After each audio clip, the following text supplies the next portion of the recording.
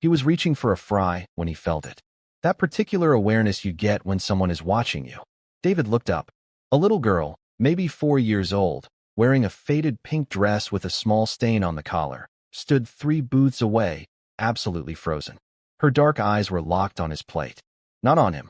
On the food. Chen sat in his usual booth by the window, working through his lunch break, laptop open, burger and fries going cold while he answered emails. He'd been a software engineer for 8 years. Eating while working was just part of the routine. The little girl wasn't staring the way kids sometimes stare at strangers out of curiosity. She was staring the way starving people look at food. Behind her, partially hidden by the booth divider, a young woman was gathering a toddler in a diaper bag in frantic, quiet movements. The woman's back was to David, but her body language screamed one thing: get out before anyone notices. The little girl didn't move, didn't blink, just stared at those fries like they were the only thing in the world. David looked down at his plate, then back at the child. Their eyes met. The little girl's face flushed red. She'd been caught staring, but she still didn't look away from the food. That's when David understood. This wasn't a kid being rude. This was a kid who was hungry. Really hungry. Subscribe now. What this stranger did next changed 3 lives forever. Emma. Come on, baby, we need to go. The woman's voice was tight, controlled. Not angry, desperate. She was trying to sound normal, upbeat, but David could hear the fear underneath. The little girl, Emma, finally tore her eyes away from the fries and shuffled back toward her mother, head down. David watched as the woman scooped up the toddler with one arm, grabbed Emma's hand with the other, and headed for the door. She moved fast, purposefully, like someone trying not to be noticed. She was leaving without ordering anything. David's eyes dropped to the table they'd been sitting at. 2 plastic cups of water. That was it. No plates. No receipt. No food. They'd come into a diner, sat down, drank free water, and were now leaving. Because they couldn't afford to order anything. Have you ever seen someone try to maintain their dignity while struggling? That's what David saw in that woman's straight shoulders and quick steps. He was on his feet before he'd consciously decided to move. Excuse me. The woman froze at the door, her hand on the handle. For a second, David thought she might bolt anyway. But she turned around slowly, keeping the toddler on her hip and Emma partially behind her. Yes. Her voice was carefully neutral, guarded. David realized he hadn't thought this through. What was he supposed to say? Hey, I noticed your kid staring at my food like she hasn't eaten in days. David grabbed a menu from the counter. I was just about to order some more food to go. For later. But I'm terrible at deciding. Do you have any recommendations? It was the worst lie in history. But it was something. The woman's expression didn't change. She knew exactly what he was doing. I'm sure everything here is fine. The thing is, David continued, committed to this awkward charade now. I always order too much and end up wasting it. I hate wasting food. So I was thinking, we're fine. The woman's voice was firm now. Thank you, but we're fine. She turned back toward the door. Emma looked back at David, then at the booth where his burger sat getting cold, then at her mother's face. Mommy, I'm hungry, she whispered. The woman's whole body tensed. I know, baby. We'll eat when we get home. But there's no. Emma. The woman's voice cracked slightly. Not now. Comment below. What would you have done in David's position? David made a split-second decision. I already ordered it, he called out, louder than necessary. Like, 5 minutes ago, before you came in. The waitress is probably bringing it out any second, and I won't be able to eat it all because I have a meeting in 20 minutes. Everyone in the diner, all 6 people, was now watching this interaction. The woman turned around again, this time with tears in her eyes that she was fighting hard to control. Sir, I appreciate what you're trying to do, but I'm not trying to do anything. I literally just overordered like an idiot, and now Debbie's going to bring out enough food for 3 people.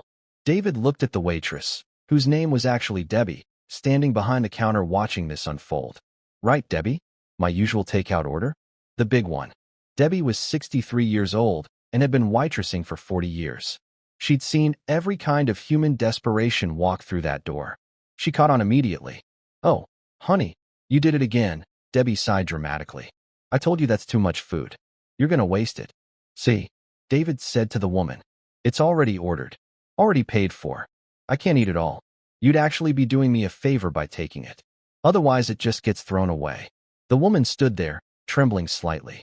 Pride and desperation were at war on her face. Emma tugged her mother's sleeve. Mommy, the toddler on the woman's hip, a boy, maybe 2 years old, started fussing.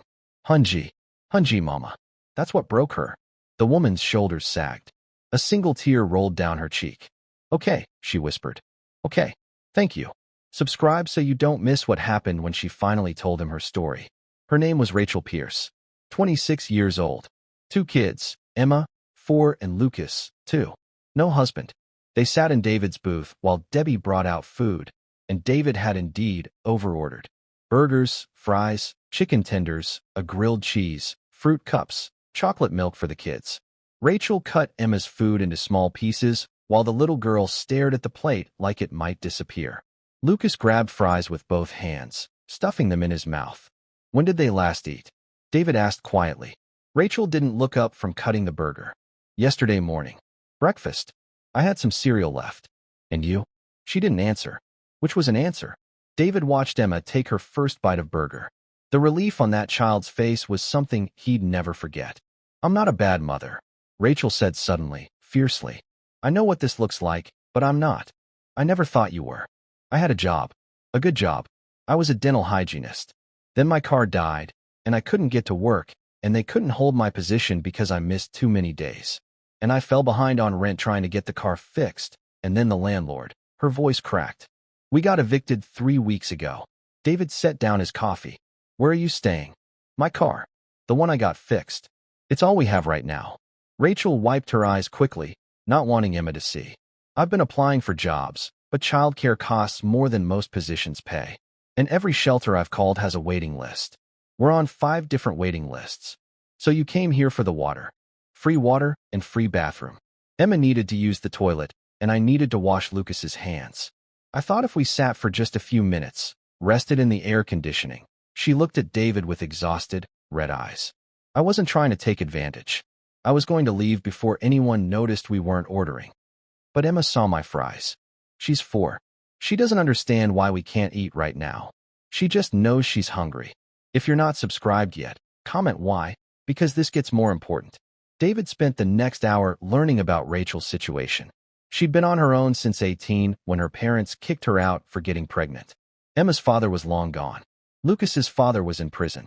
She'd been doing okay, not great, but okay, until everything fell apart at once.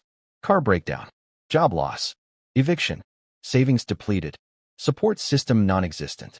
She'd applied for assistance, but the wheels of bureaucracy turned slowly. She'd been approved for food stamps, but the card hadn't arrived yet. She'd been approved for emergency housing vouchers, but there were no available units. She was doing everything right, following every rule, filling out every form. And still, her kids were hungry. What you did today, Rachel said, her voice barely above a whisper while Emma and Lucas ate. You don't know what it means. Emma's been asking about food for 2 days, and I kept telling her soon, we'll eat soon. And she believed me because she's 4 and she trusts me. But I didn't know when soon would actually come. David looked at this woman, young, exhausted, trying so hard to maintain dignity while her world crumbled, and made a decision. I want to help. More than just lunch. Rachel shook her head immediately. You've done enough. More than enough. I have a guest room. It's just sitting empty. I can't. You're sleeping in a car with 2 small children. It's July. It's 95 degrees out. We're managing. Rachel. David leaned forward. I'm not trying to be a hero. I'm not trying to save you. I'm just saying I have space, and you need space. Temporarily. Until you get on your feet. You don't even know me. I know you're trying to keep your kids safe. I know you came into a diner for water and left without asking for anything even though your daughter was starving. I know you're drowning and too proud to grab the life preserver. Rachel stared at him for a long moment. Why would you do this? David thought about the question. Because someone should. And I'm here. And I can. Some say David was naive to invite strangers into his home. Others say he's exactly what humanity should be. What do you think? Drop your opinion below. Rachel and her kids moved into David's guest room that night. It was supposed to be temporary, maybe a week or 2 while she got back on her feet. It turned into 3 months. David gave Rachel space to breathe, to job search without panic, to parent without the terror of homelessness. He didn't ask for rent. Didn't ask for anything except that she let him help. Rachel got a new job, receptionist at a medical office, with hours that worked around the kids' daycare schedule that David helped her afford until her first paycheck came. Emma started preschool. Lucas got into a subsidized daycare program. Rachel saved money. Slowly, painfully, she rebuilt what had collapsed. But here's what most people don't know about this story, the part that changes everything. David wasn't just some generous stranger with a spare room and a good heart. He'd been Emma once. 28 years ago, David's mother had been Rachel. Single parent, lost job, evicted, living in a car with a 6-year-old son. They'd gone 3 days without real food before a church volunteer noticed them in a parking lot and offered help. That volunteer's name was Mr. Patterson. He'd given them a place to stay for 2 months while David's mother got back on her feet. David never forgot what that felt like, being a hungry kid whose mother was too proud to ask for help until a stranger offered it anyway. Subscribe now. You need to hear how this story ends. 3 months after that day in the diner, Rachel signed a lease on a small 2-bedroom apartment. She'd saved enough for deposit and first month's rent. She had steady work, benefits, a plan. The day she and the kids moved out, Emma gave David a drawing she'd made. A crayon picture of a man with a plate of fries, a little girl, and the words, "Thank you for seeing me," written in Rachel's handwriting. David still has it framed in his office. But the story didn't end there. Rachel and David stayed in touch. Close friends. She brought the kids over for dinner every Sunday. Emma called him Uncle David. Lucas learned to say his name before he learned most other words. 2 years later, when David lost his job during a company restructuring, Rachel insisted he stay with her until he found something new. Someone should help, she told him, echoing his words from that day in the diner. And I'm here. And I can. He stayed for 3 weeks. She refused to let him pay rent. Today, 5 years after that Tuesday afternoon in a near-empty diner, Emma is 9 years old. Lucas is 7. Rachel is a licensed dental hygienist again, working at a practice that values her. She owns a car that works. She has savings. David is still David, still terrible at not over-ordering food, still stopping to help when he sees someone struggling. And every year on the anniversary of that day, they go back to that diner. Same booth. Same order. Debbie still works there and always asks how they're doing. You changed our lives, Rachel tells David every single time. You let me, David always replies. That was the brave part. The lesson here isn't that strangers should take in homeless families.